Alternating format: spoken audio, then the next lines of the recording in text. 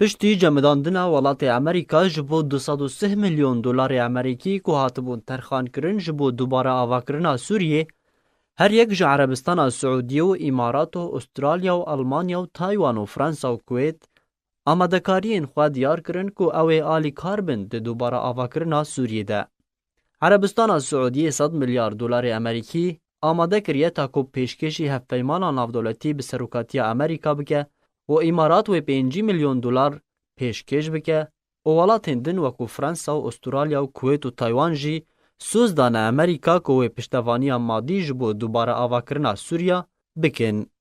ولات امریکا بانگ لولات هفپیمان دکه که پریان پیشکش بکن جبو دوباره آواکرنا سوریه ده هفدمه جمداندنا پرین خواه یهن که هاتبون ترخان کرن جبو سوریه. دوی درباره ده آلیکار وزیر دروی حکومت امریکا دیوید ستارفیلد را گهاند که دوباره آواکرن لی سوریه نای انجامدان اگر قوناغا سیاسی لی سوریه دست پی نکه ده هفدمه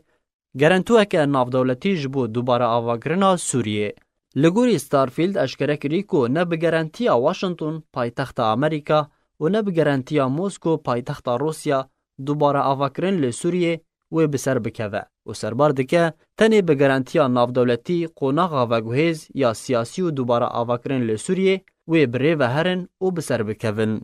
جالی خواه بریت ماگورک نونر سروک امریکا لعراق یکو برپرسه دبر تیک برنار خستنا داعش یا تروریست ده تکز کر که دوباره آواکرن لی سوریه پیوستی و به گرانتیا نافدولتی هیه. ده همان دمی ده گود که او هزین خواهین امریکی جه سوریه و ناکشینن تا کوری خستنا داعش و رج ناف برن.